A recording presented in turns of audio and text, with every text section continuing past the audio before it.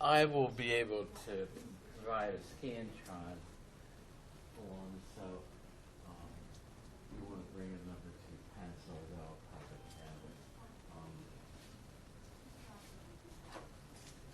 Well, the stuff in this test will begin with Descartes and meditation, so I'll just go through this stuff quickly. If you want to, if you have a question, feel free to raise your hand. But you know, and I'm going to go through it fast, but you'll have the integrity recording that you can pause and slow down and do whatever you want with. Well, of course, Descartes wants to do what Plato, suggests we ought to do, and that's examine our former beliefs. But he wants to do this not just as a personal project, but he as the father of modern philosophy, the thing I mentioned before is Descartes does not like philosophy as much as he likes mathematics. And remember, he is the inventor of analytic geometry, so if you had to take that in high school, you can thank Descartes for that. And even today, we call coordinates on an XY axis Cartesian coordinates in honor of Descartes.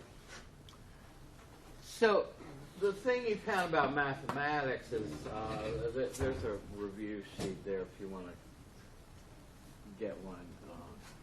I've already passed it out, but it's 2 pages. At any rate, in mathematics in Descartes' day, this was long before non-Euclidean geometries were invented. People were not going back and questioning the basic postulates of Euclid's system of geometry. You may remember from your plane geometry that everything rested on the axioms. The theorems and the corollaries to the theorems were true because you were ultimately being able to prove them from the axioms. But how is it that the axioms were true? Well, the answer is that the axioms were so simple and straightforward that their truth was supposed to be self-evident. In other words, all you needed to do was hear a statement like things equal to the same things are equal to one another, or the shortest distance between 2 points is a straight line, and you'd say, well, of course. Well, Descartes, as a rationalist, wants certain knowledge, and the way he thinks he's going to get certain knowledge in philosophy and the sciences is to basically do for philosophic and scientific knowledge what Euclid did for geometry, and that is get it down to something like an axiomatic system. So he's got to find some principles, or at least a principle that is self-evidently true, is beyond doubt. And of course he does eventually in the Cogito. I think, therefore I am. But this is the point, and his method is to use skeptical arguments, not to end in skepticism, but to basically sort through the beliefs he has that are not absolutely certain until he can find some that are.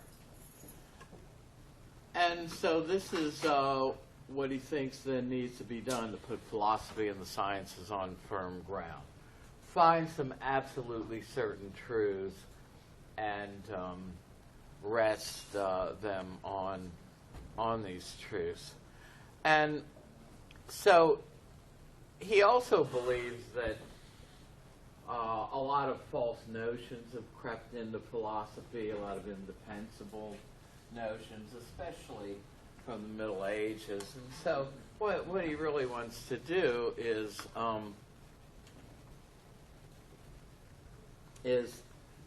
sort through his beliefs to also get rid of the dead wood, get rid of beliefs that aren't true. Now,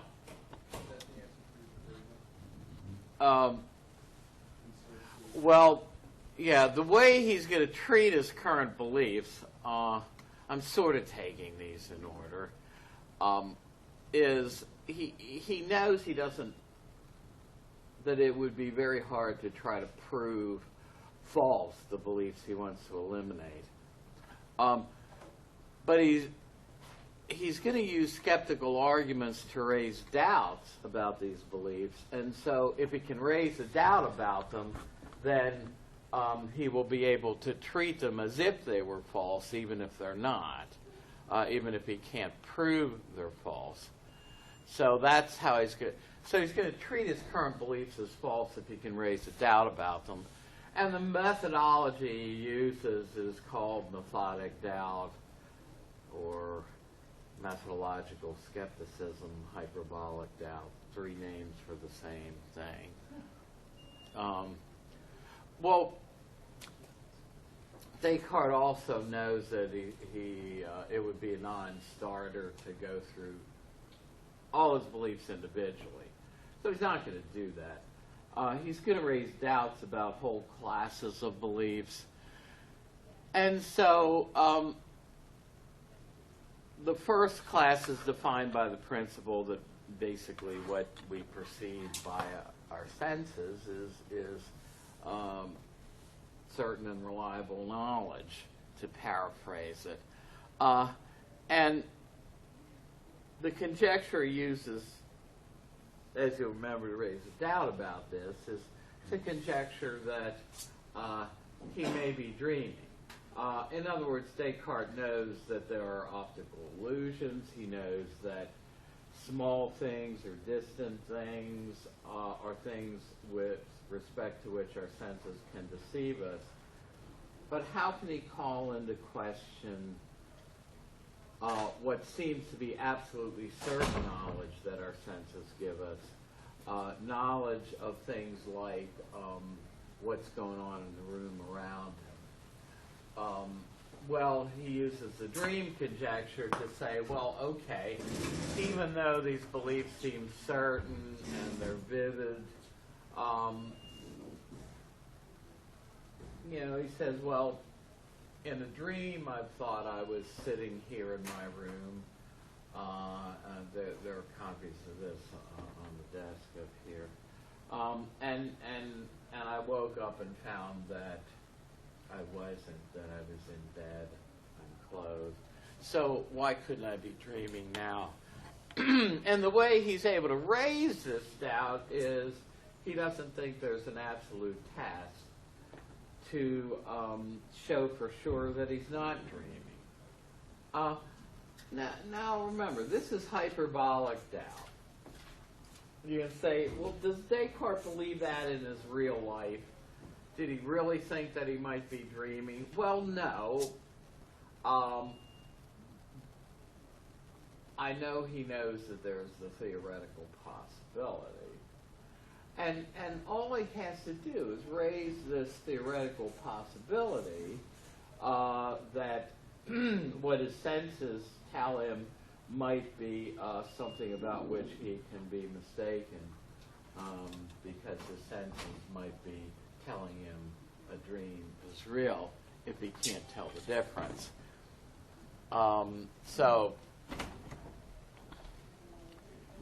So it shows ordinary beliefs to be doubtful because they might be made or manufactured by the mind.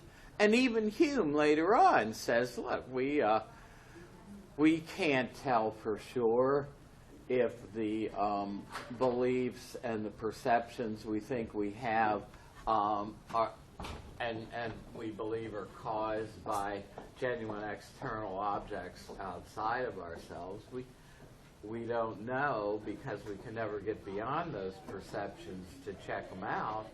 We don't know for sure if they're really caused by real material objects or if the mind may be just producing these experiences, much like Descartes conjectures here.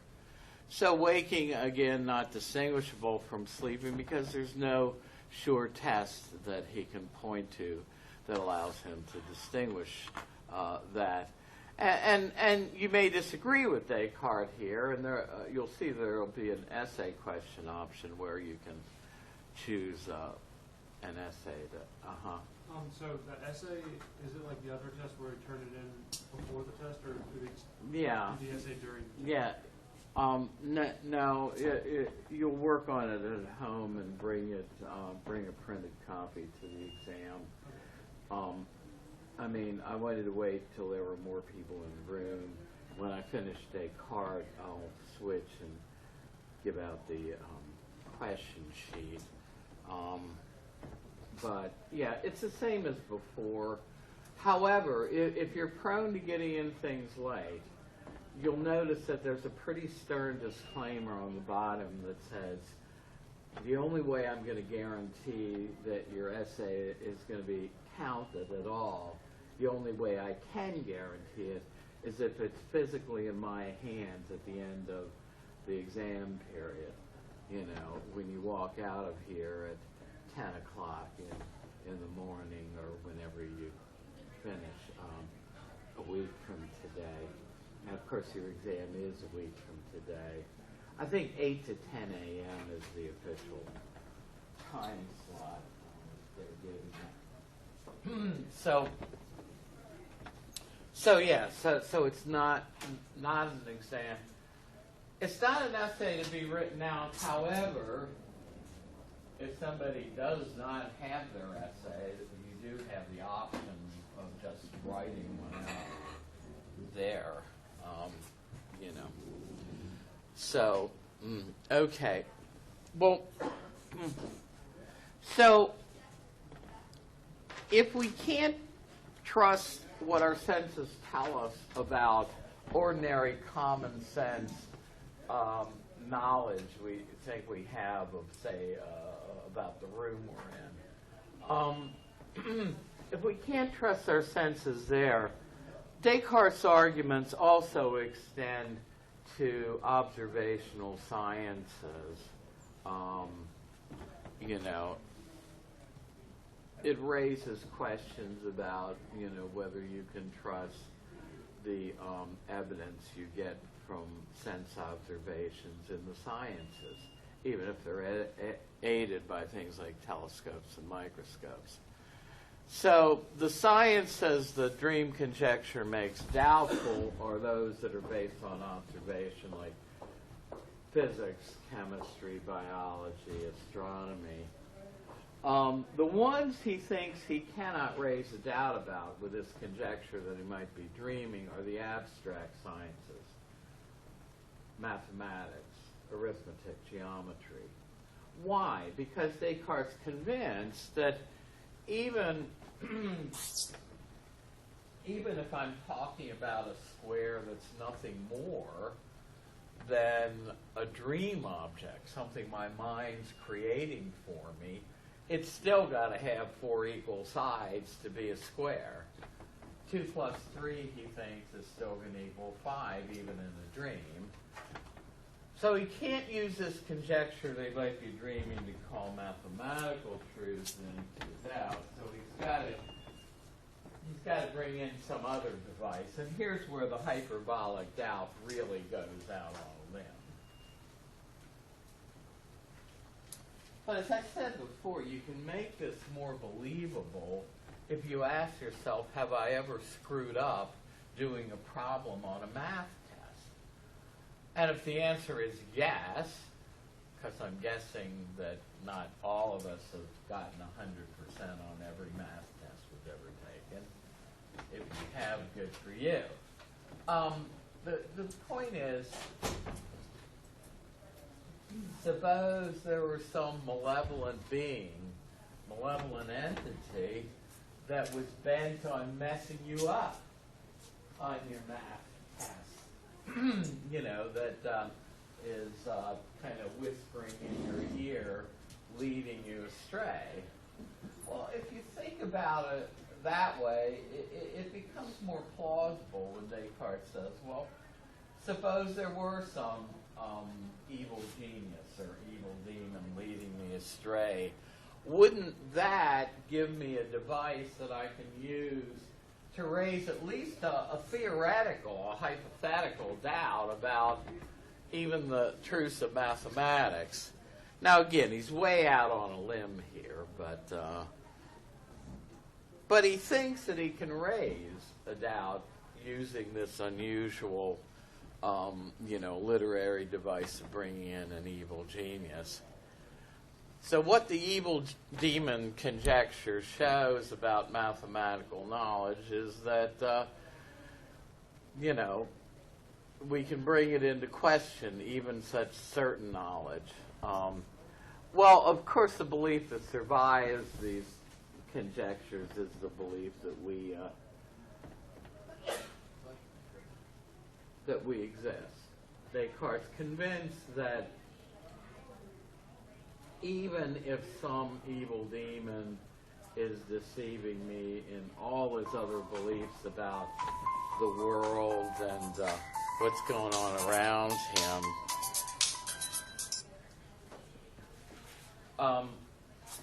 even if he's being deceived about all these other beliefs, the one thing he cannot be deceived about is that he's there to be deceived, right? Or another way of looking at it is even if he's using these skeptical arguments to doubt everything, what his senses tell him, what his reason tells him even about mathematics, the one thing you can't doubt is that he exists to do the doubting. And what are being deceived about inferences or doubting, what are they? Well, they're basically mental operations. And so Descartes says, the one thing I can't doubt is that I exist as a thinking being. He calls himself at one point a thinking thing. And he fleshes out what he means by thinking as that within his mind there are various mental operations taking place.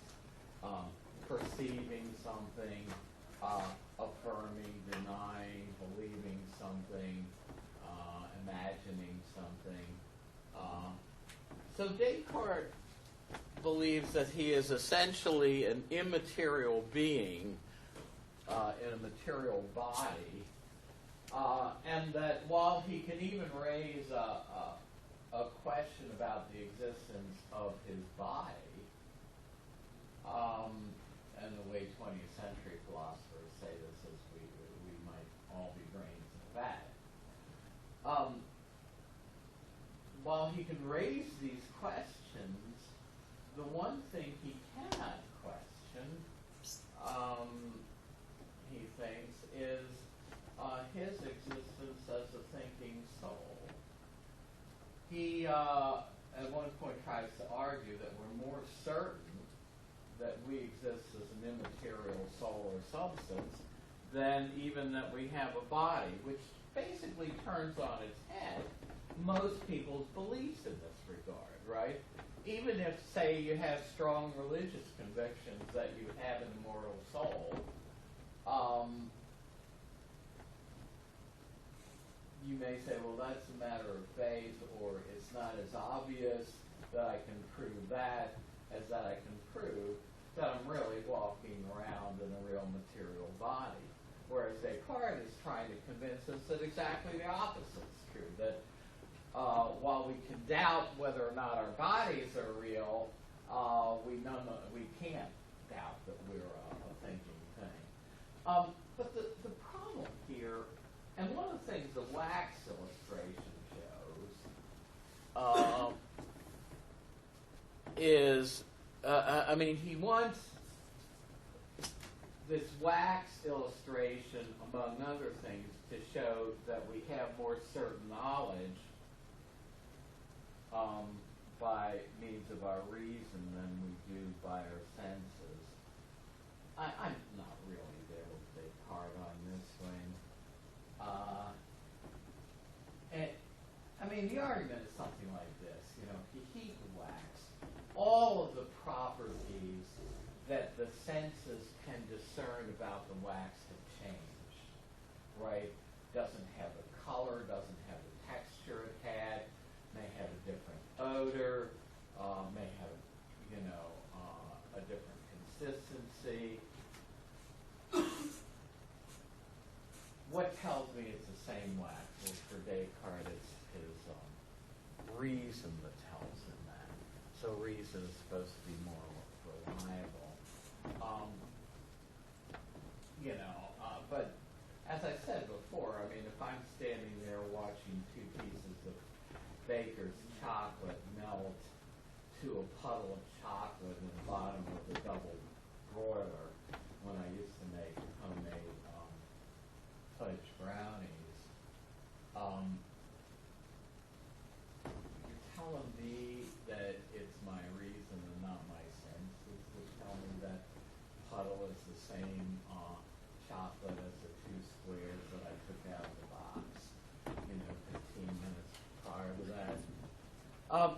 But at any rate, for Descartes, what's left, though, in the melted wax is an object that has the essential properties of a material thing. Even heated or melted, the wax still is an object that occupies space to the exclusion of other bodies.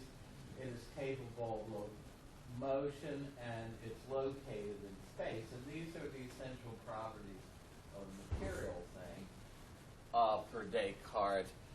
And the essential properties of a mental thing is basically thought. Descartes is a thinking thing. Well, as I said, I mean, try to hold two thoughts in your mind. Does it make any sense to say one thought is to the left or right of another thought, or behind it or in front of it? Doesn't make sense to try to locate thoughts in space. For Descartes, the immaterial mind is not located in Cartesian space, and this is what raises the mind-body problem for him. How, if minds aren't even located in space, can they causally interact with the body? How can mind and body interact? Commonsensically, we think this happens, but on Descartes' view of what the mind and the body are, how can he account for this? This is a traditional mind-body problem, and Descartes does not do a good job of solving it.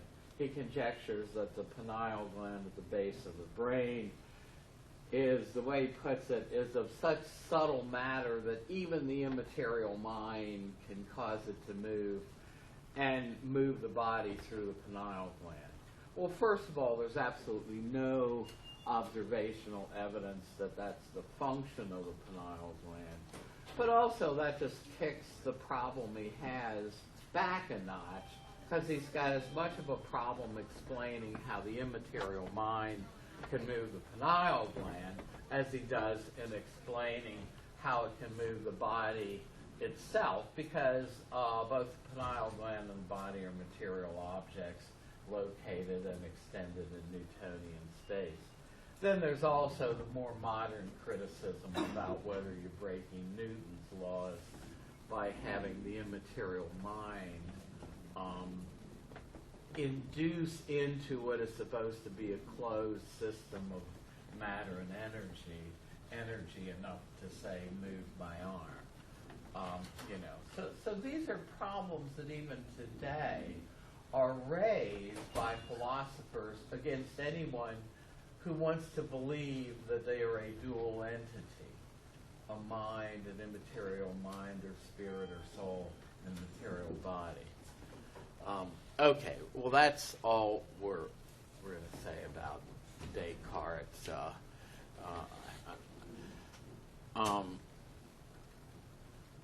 Let me go cause this? I mean, I'd like to remind you that there's a time when I did not do a separate pool. You know what? I'm going to use that as a role. I didn't do a separate review sheet. I basically used the question pool as a review. And so,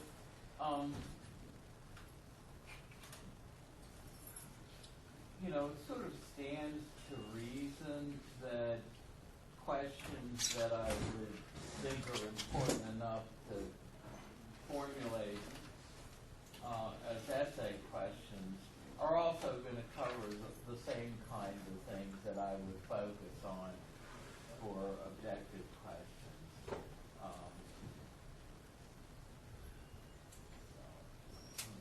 Pass around this set of comments. Thank you very much. So again, your exam is a week from today, 8 to 10 a.m. Okay, in this room. Most people are not, you know, going to need any more than a half an hour to 40 minutes. You know, most of you will be out of here well. But you get that time slot. So anyway, you know, first two questions have to do with Descartes. Again, his method, methodic doubt, methodological skepticism, hyperbolic doubt, all three names for the same thing. And so we just saw how he uses the dream conjecture to question what his senses tell him. And why does this not work for the truths of arithmetic and geometry? Well, he thinks these hold even if the objects arithmetic and geometry are about are imaginary dream objects. Now, I have a problem with this because of the way things go in and out of existence in dreams. How can you really tell that 2 + 3 = 5 in a dream? But anyway, Descartes thinks that he needs something more to raise doubts about arithmetic and geometry, and so what he does is he brings in this literary device of the evil genius or evil demon, right? And that's the way he raises doubts about these truths. Are all truths brought into doubt? No, of course, the one thing that survives, his Archimedean point, is the cogito, the truth about his own existence. And in the Meditations, he just says the proposition, the statement, I am, I exist, is true whenever I pronounce it or think it. In the Discourse on Method, he phrases it in the way that you've heard even before you ever took a philosophy course, and that is cogito ergo sum, I think, therefore I am.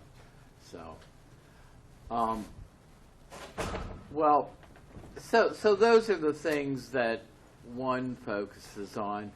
Two focuses on what I was just talking about, the mind-body problem. Common sense tells me that there's two-way causal interaction between mind and body. And by the way, it's not just a dualistic theory of mind that has a problem with this. A lot of, I couldn't believe it. I heard a neuroscientist, I guess neurologists, say that, hey, a lot of neuroscientists today hold a view called epiphenomenalism. That is the view that what we call the mind is merely a causal byproduct of the physical activity of the brain, much like the picture on this set is a causal byproduct of the electronics working there. Well, think about it. Stuff that goes on in that causes stuff to happen on this screen, but the causal chain does not go the other way around. Stuff on the screen doesn't cause stuff to happen in the projector. If you're an epiphenomenalist, you have to hold that free will and choice is an illusion, that the causal chain goes only one way from the mind, from the brain to the mind, but that nothing in the mind really causes the body to work. But at any rate, because Descartes portrays Cartesian immaterial minds as not even located in Newtonian space, because you've got the problem of infusing energy into what is supposed to be a closed system, be it Newton's law of the conservation of matter and energy. There's a problem for Descartes on his view of the mind and body to explain causal interaction between them. And that's what 2 is about. I'm not going to say a lot about 3, but going all the way back to Socrates, people who held a belief in innate ideas tried to argue that there are some concepts that we have that we simply could not have gotten from things in this world. Socrates argues that you can't make an ordinary judgment like these 2 lines, we talked about this before, are equal but not perfectly equal, without knowing beforehand what perfect equality is. But if no 2 lines are ever perfectly equal in this world, then your knowledge of a concept like perfect equality had to have been acquired before birth, when your soul was acquainted with the forms. And Socrates uses this in the Phaedo as one argument, one reason he thinks for saying the soul pre-existed the body. And likewise, even as a Christian believer in innate ideas, Descartes thinks these are put into our mind by God.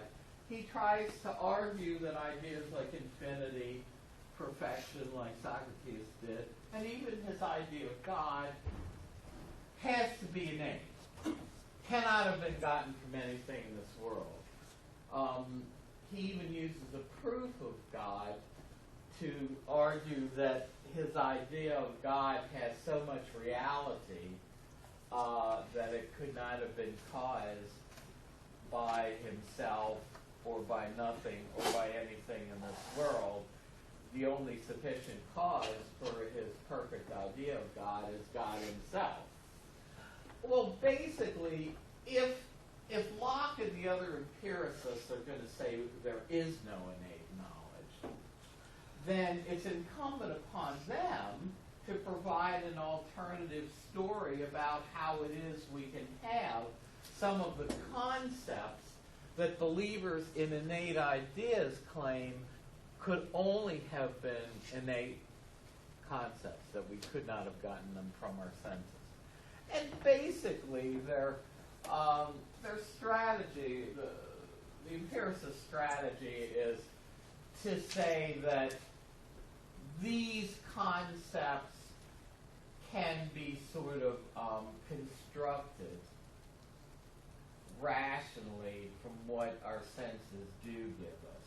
That is, from finite space, we can form a concept of infinite space. From a finite line, we can form the concept of what an infinite line would be. From a finite time, we can talk about eternity. And likewise, with even something like our concepts of God, we can take concepts like limited knowledge and extrapolate that out to God's concept of being omniscient, knowing all. And so basically, three concerns. You can look at the PowerPoint slides where I emphasize that. Three focuses on the empiricists making their case that we don't have to have these concepts innately. Well, moving right along, and I'm going to go through these real quickly, and then with what we have left, maybe do a little bit more on the empiricists. Now, there's going to be questions on utilitarianism, but we just got over that. So I at least want to cover the stuff, that's farther back. 4 is something you could have some fun with. Imagine what you would say if you tried to convince your roommate or classmate that, as Berkeley is trying to do, that there is no material world. How would you do this? Give a convincing argument for the thesis that the objects of experience are mind-dependent. Well, of course, what Berkeley says is that the only thing our mind is acquainted with is ideas, just like Locke says. And there's no difference between an idea like a pain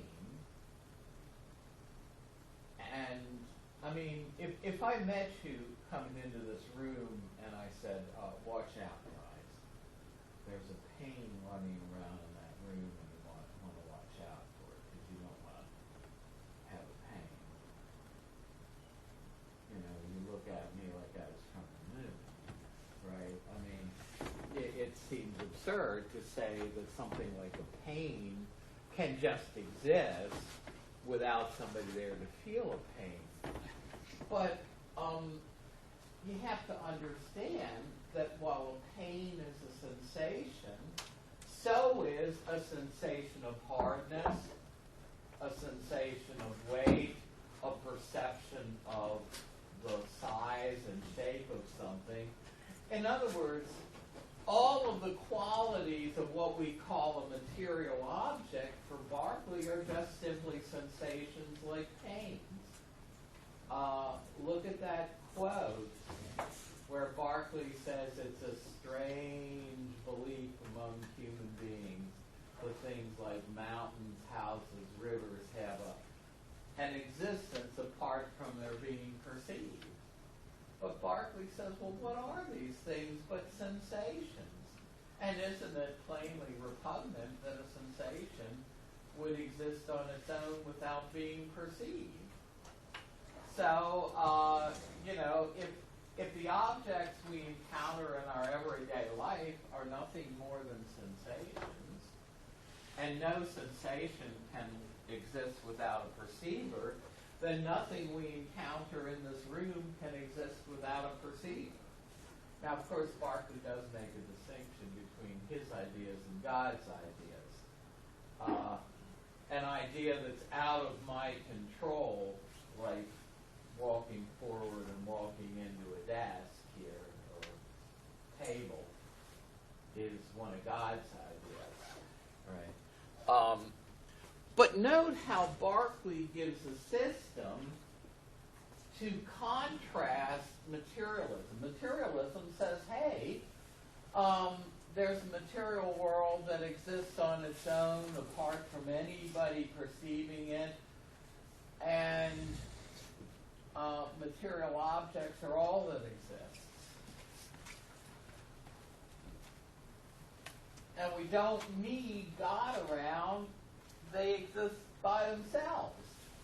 Note, Berkeley has given us the system that makes God integral to the whole business, because everything we experience as a material object is just a sensation, and it needs a perceiver, either us or God.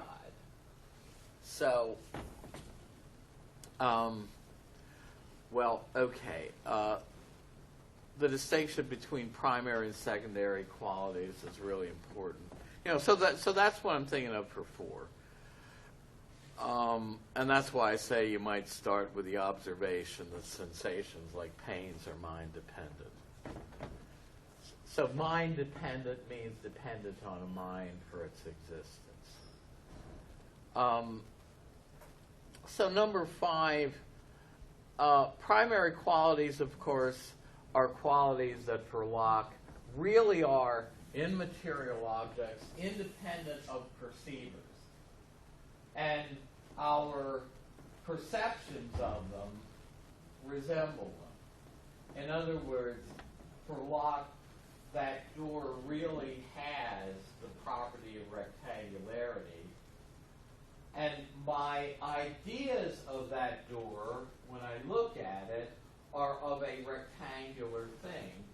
My inner image of the door represents, because my inner image is rectangular, represents a real rectangular door in the real world.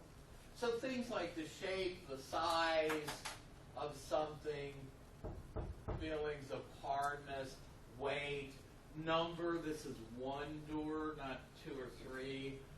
All these are primary properties for Locke and exist in things independently of their being perceived, but they cause the secondary properties in us. Remember, Locke is well versed in the theories of Newton and Boyle. He knows that the molecules in an object can cause sensations in us, right? As it interacts with light. So the primary qualities cause us to have sensations of secondary qualities, even though those sensations are subjective. They're caused by primary qualities. So the primary qualities in that door cause in me the sensation of brownness when I look at it, right? If I were to go over and touch it, they would cause the secondary property of coolness. Secondary qualities usually relate to only one sense, whereas primary qualities can be perceived with more than one sense. In other words, the top of this lectern is a rectangle. It's rectangular, right? I can look at it and perceive by vision that the top of this lectern is rectangular. But if the lights were out and I stumbled into something in front of me in a totally dark room, and I'd run my hand around and I'd say, oh, well, this is rectangular. That must be the top of the lectern. I can tell that it's rectangular as well by my sense of touch. Whereas supposedly secondary qualities relate to only one sense, like sounds to the ear, smells to the nose, feelings of heat and cold to a sense of touch. But this is an important distinction. Which of these properties does he think really exist? Well, that's the primary. Which don't? The secondary. Does Locke give us a good reason to think then that there are things out there existing apart from us with real primary properties like size, shape, etc.? That's what the last sentence asks you to think about. Number 6 goes to utilitarianism. Look at the slides. Again, if you weren't here for the video on utilitarianism, it's out there on the internet. just do a Google search of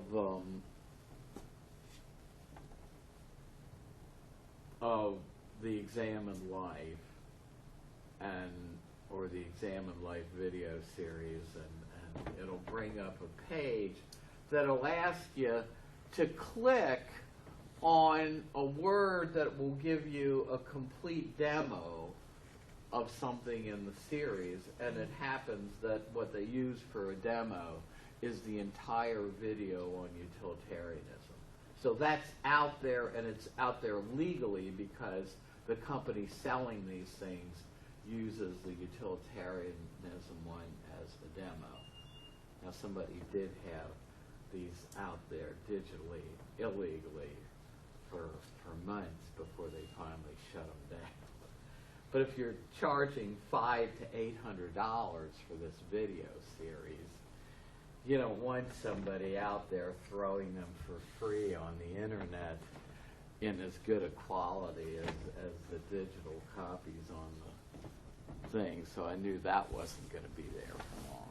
But anyway, so Bentham's calculus of pleasures, Bentham started out with a very straightforward view of what he thought utilitarianism could do. It's a consequentialist theory, which means we work out moral right and wrong only by looking at the consequences of what we do. And he thought we could measure the consequences in exact numerical terms. And since they were hedonists, what they want to do is look at the consequences in hedonistic terms. That is, how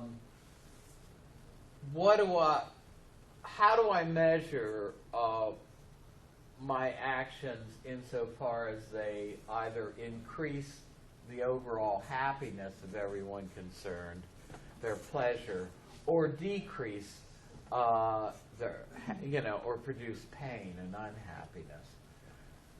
So he thought we could assign numerical values, which was really an attempt, as Aristotle would have said, to introduce more exactitude in a subject than it admits of. But, the problem is, if you look up something like a degree Fahrenheit, a degree Celsius, what is a foot, what is an inch, what is a meter, you will find that all of these things have very exact, intersubjectively confirmable definitions, right? Observationally confirmable definitions for what these units are. It's practically impossible to get any kind of an objective standard for Bentham's countable unit, the hedon. How, because pains are subjective, how do you in any kind of objective way say how much pain is a hedon's worth, how much pleasure is a hedon's worth of pleasure? How much pain is minus one hedon's worth of pain? And you can't really do that. And so his original concept that you can talk about pains and pleasures, give them exact numerical values in the hedonistic calculus, seemed way too optimistic. However, modern utilitarian reasoning can assign exact numerical values by wedding the accounting technique of a cost-benefit analysis with utilitarian moral theory and making the benefits to society as a whole morally good and what you want to promote, that is the benefits in economic terms of something, and the costs as something negative and something you want to discourage, and weighing costs versus benefits and saying the morally right thing to do is to come come down on the side with the most benefits for the least costs. Ford did this with the Pinto.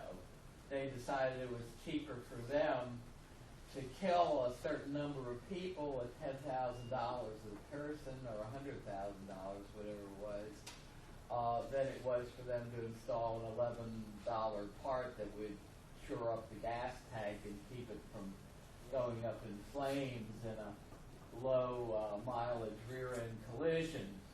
So they thought, well, the costs to Ford are the costs to society as a whole, and it's going to cost us more to put this part in than it does for us to just fry a certain number of people. Now, of course, this was in the 70s, well before multi-million-dollar lawsuits. In fact, this was one of the cases where their calculations didn't work. But in other words, you can praise the what you ought to do morally in terms of promoting the side with the most benefits for the costs involved. So you can talk in those terms in exact numbers. Well, anyway, that's Bentham. Look, I'm not going to go into 7 a lot, but if you're interested in whether or not you can make a distinction between quality and pleasure, you can look at 7. Basically,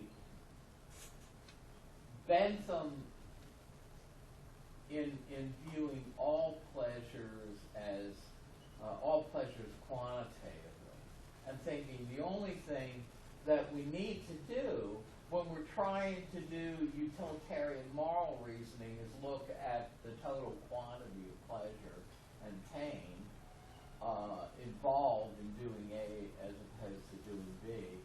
Well, Bentham saw no distinction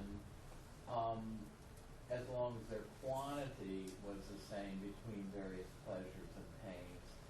And this left him open to the criticism that if he sees no distinction between, say, an afternoon at the symphony and an afternoon out there in the field as a pig eating slop, if the pig gets as much pleasure out there in the field at, that afternoon eating slop and enjoying the sun as you do from going to the symphony, all pleasures are on a par. And so Mill tried to defend utilitarianism against this charge that it gave us a very low view of human nature by saying, well, wait a second, we as utilitarians can acknowledge that there are some pleasures that only human beings can appreciate. These are the pleasures of the intellect and the imagination, things like reading poetry, enjoying fine music, going to a play. And he says these are higher pleasures and they're more desirable. But it kills his hedonism because he says it's better to have a lower quantity of a higher quality pleasure. Better to be Socrates dissatisfied than a poorer pig satisfied. But that means that whatever is valuable about these higher quality pleasures, it isn't just the quantity of pleasure, right?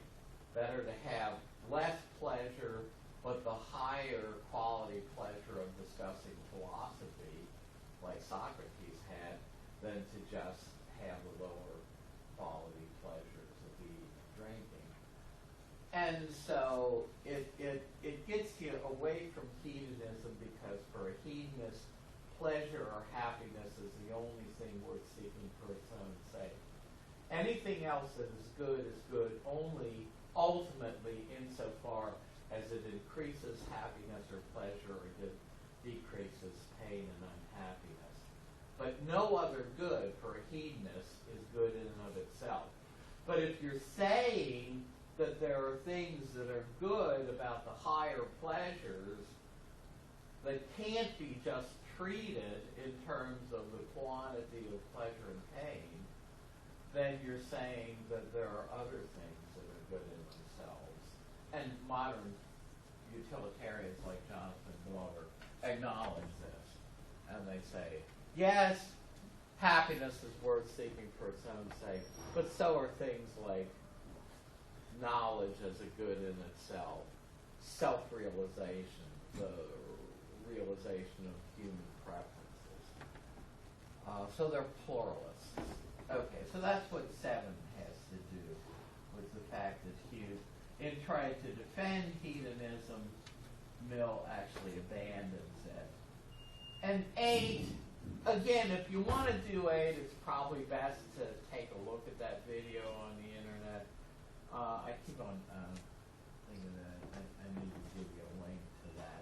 But again, if you just do a Google search on the examined light, you'll pull it up, click on that demo, it'll get you to it. This just asks you to take a practical problem like building the Baku Dam and looking at it. So I've tried to go through the stuff. Again, for people who came in late, really important to get that essay in during the exam period, because anything can happen. Anything can happen.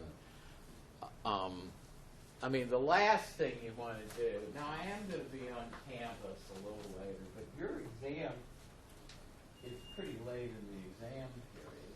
There's not much time after that before I have to start calculating that grade. I will probably be on campus one more time after I leave from your exam to pick up the test from the test center from my online course. As a control for online classes, we have to pull them in for at least one major test or project to give us some control that the person who's getting the grade is really the person who's taking the course, So I'll have to pick up their exam. But normally, remember we submit grades online. I don't use a grade book in Blackboard, not for my face-to-face classes. I have no choice but to use it for the other but in any way, see, when I get it in on time, I don't make any guarantees for anything either left in my mailbox or emailed to me. So I don't know anymore. Just obviously, a tabula rasa is Locke's name for the blank slate he thinks our mind is at birth.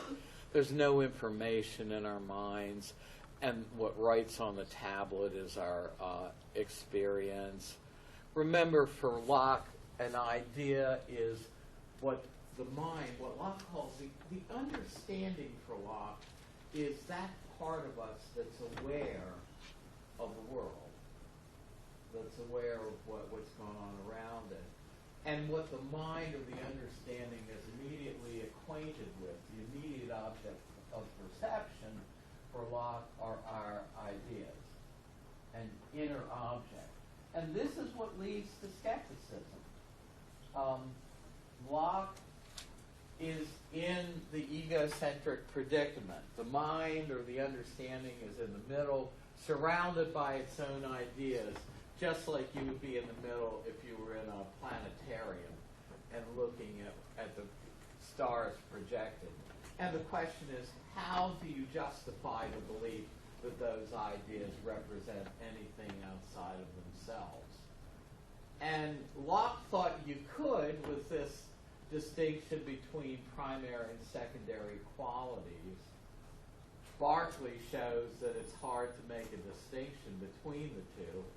anything colored is extended. You know, this is colored, but it's also extended in space. Berkeley says, hey, you can't even separate out primary from secondary qualities in thought. You know, so how can you make a distinction between primary qualities that are really in things and secondary that are only subjective? They're all subjective, says Berkeley. You know, and basically Hume, it's funny, Berkeley says, hey, I'm not a skeptic. So, because some people say, hey, you're questioning the material world. You're a skeptic, Berkeley. Berkeley says, I'm no skeptic. What is a skeptic but somebody who doubts of things? I'm not telling you to doubt the existence of the material world. I'm just telling you straight up there is no material world. So I'm not asking you to doubt anything. So I'm not a skeptic.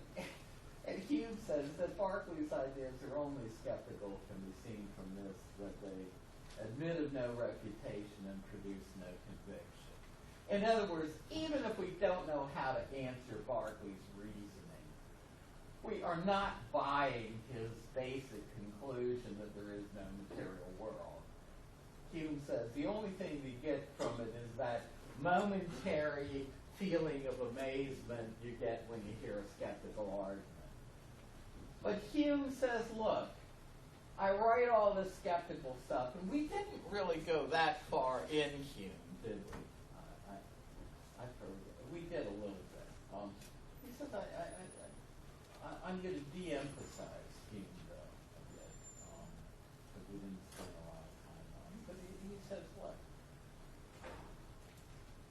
I'm up there in my room, and I'm writing all this skeptical stuff. You know, we can't tell if we're the same person that we were yesterday. We can't justify that our perceptions of what seem to be perceptions of material objects really represent them.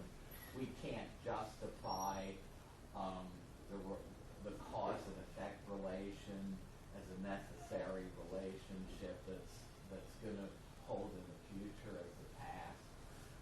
We can't justify our continued existence as the same self. Hume says, I was in my room and I'm writing all these skeptical arguments, but then I come downstairs and I have dinner with my friends, and in Hume's time, backgammon was very popular. If you tour Monticello, you find a replica of a backgammon set that Thomas Jefferson used to use. Remember, Hume died the same year that our republic was born, 1776. And he wished us well in our revolution. But he says, I go down, I have dinner with friends, I play a game of backgammon, and I come back up, and he says, all these skeptical arguments seem so cold and remote to me. But nonetheless, he remained a skeptic throughout his life, saying that even though we have to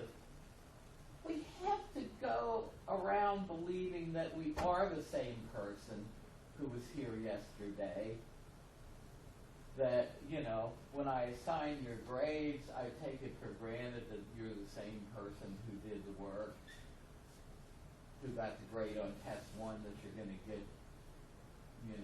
when we calculate the averages and all that. Hume says I've got to take these things for granted in real life, but philosophically I can raise all these skeptical doubts. He's trying to say that we have a lot of these beliefs, but we can't justify them rationally in the way that people like Descartes thought that you could, and even Okay, well, appreciated having you all. It's been a good class. You've been a very good group. So we will see you all a week from today. And even though I can't justify that you're the same person, But by the way, I mean, one of the answers to that kind of skepticism is to say that the common sense view, in other words, the common sense view is that we're all perceiving one and the same object. A view like Locke says we're all perceiving different inner representations of what might refer to one and the same object. But there aren't good arguments to show that we don't perceive objects directly like people think we do, rather than internal representations of them.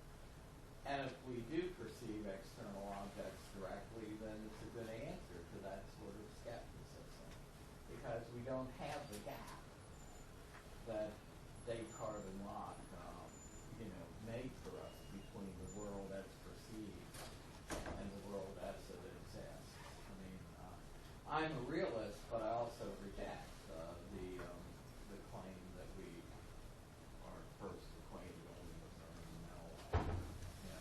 And a lot of modern philosophers have seen that that's not a good way to go either. In the early 20th century, people like Russell and Wittgenstein and Moore, they were saying, not more, but I mean, you were thought, if you made a bold claim like, I know that a material object exists, well, you were thought of as being something less than a careful philosopher, because all you know really exists is your sense data, your inner mental life, and you can't totally justify the claim that your sense data relates to a material object. In other words, in the early 20th century, a lot of philosophers followed humanists, but more recently, a lot of them have said, hooey with this idea that we perceive only our inner sensations. We really do perceive external objects directly, and that's what John Searle was saying in the video, and the very respected British, well, not British and American philosopher of science, Hilary Putnam. I was once at a philosophy of science convention at Notre Dame, and Hilary Putnam was going to speak, give the main talk at night. He had thought a rock star was there. I mean, that's how respected that guy was at the time. But anyway, okay, so we'll see. You try to remember number 2 pencil. It's one way to ensure that you have a good one. So I expect to, I have Scantrons. I have to make sure that I remember to bring them, but we'll be able to provide them. So anyway, take care, and we'll see you. Thanks a lot for coming out on such a nasty morning.